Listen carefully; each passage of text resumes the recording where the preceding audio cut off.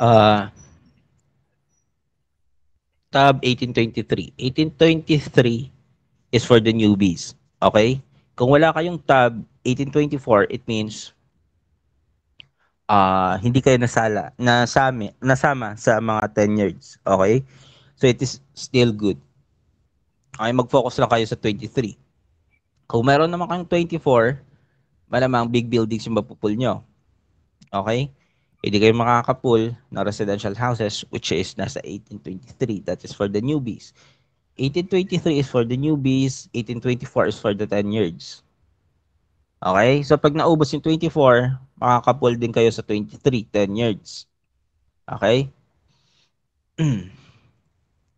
So, pasok tayo sa 1823 muna. For the 1823, ganito yung itsura ng mga bahay. Mostly residential houses. Okay? And most of them are already good labels. Okay? So, yung gagawin nyo na lang is to adjust the label ng konting-konti. Kasi, as you can see, nasa banner, match every layer perfectly. Cut roof to match precisely. Okay? This is not the same as before. This is not the same as regular 3D matching with lower quality requirements. Okay? This is a high quality requirement na 3D matching project. Okay? So, you need to match perfectly. So, as you can see, dito sa left frame, meron pa siyang lapses or meron pa siyang uh, unmatched na part. Okay? Yung part na to, this is a wall. So, all you need to do is to move that label ng konting-konti para mag-match sa bahay. And as you can see, dito sa right frame, hindi din siya match. Right? Offset pa siya. So, all you need to do is to select, long press shift, and then hatakin nyo yung bahay. Okay? So, once na na-match nyo na siya, you can move to another frame by just clicking F1 or F2. And then, make sure nyo na naka-fit siya every single frame. Okay? So, don't need na masyado mag-grid draw. Bakit? Kasi, yung mga label dito is halos perfectly good na. Adjust na lang. Okay? So, pasa natin yan. Okay. If ever naka-encounter kayo ng snap failure G, you can always click the auto alignment para mag-auto align yung bahay, and then just click Control T para mawala yung error na yon. Okay? Sino yung naka-on ng mic? Data set. Wait. Ha? Ako, sir. Ako na.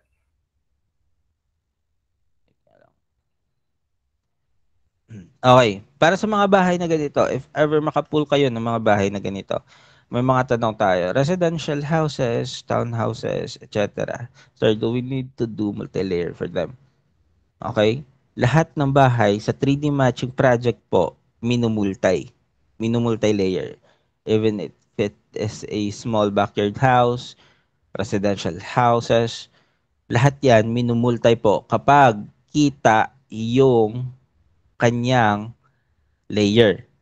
Just for example, kagaya ng ano to, sa bahay na to, as you can see, merong linya sa part na to. So it means that is a lower layer, same as here and here. And for this one, yung mga ganito, as you can see naman, wala siyang linya. So you don't have to do multi-layer for this part. Right? Pero ito, sa part na to, ng bahay, as you can see dito, wala siyang linya. Pero kung titignan nyo dito sa right frame, as you can see, this is much lower than this part of the building. Okay? So, all you need to do is to do multi-layer for this part as well. Okay? So, kung hindi kita dito, dito kayo mag-base sa right frame. Okay? And, hindi nyo po kailangan i-capture lahat ng bahay na nasa paligid ng screen nyo. This is for the newbies. Okay? If ever makita nyo yung mga missing building, kagaya nito, may parang missing building dito, sabihin nyo, ito yung grid nyo, ito yung mask nyo. This is not your grid, this is not your mask. You do not have to capture the building na tinamaan dyan. Hindi po yan sa inyo. Okay? Kung gusto nyo makita kung asan yung target building nyo, and most likely, kung ano yung may label sa mapa nyo, yan yung target building nyo. Pero kung hindi pa rin kayo conforme, gusto nyo pa rin makita, eto siya. Nasa left part ng inyong screen, ng software pala, just click this checkbox. Lagyan nyo ng check. And as you can see, yung may blue na label, may blue na linya na yan, yan lang po yung target building nyo. And then eto, as you can see, yung mga kulay flesh or kulay orange na building, that is all your neighbor task. So wag na wag nyo yung i-capture. Okay? Pero hindi nyo naman nakailangan i-check ang target building nyo every time mag-pull kayo ng map. Kung ano lang yung may label sa mapa nyo, that means yan lang yung bahay na target building nyo. Am I clear? Sa target building. Okay. So now, how to capture this building? So all you need to do is to draw a rectangle para sa frame or sa pinaka-base ng bahay first. And now, select that label, long press Control, and then drag the 3D. Sir, yung green na 3D po, kahit lumagpas sa wall ng bahay, is that still good? Or kapag hindi siya match? Yung green po na 3D, hindi po importante yan. Okay? Kahit umabot pa yan ng ganyan kahaba, as long as nagmamatch yung bahay sa label, that is still good. Okay? Pero para i-match yung label dito sa right frame, sa bahay itself, all you need to do is to click that label, long press Control, and then drag the 3D. And then as you can see, yung red dash line, ito, may red dash line, di ba? So yung gagawin nyo, itama nyo lang yung red dash line niyan sa corner mismo ng bahay. And that says na tumama na siya or pag nag-match na siya doon, you can always let go. Okay? Pag let go nyo, ganyan yung itsura, hindi pa siya matched. So all you need to do is to select that label, long press Shift, and then hatakin nyo papunta sa bahay. Sir, unmatched po siya sa likod, may missing part.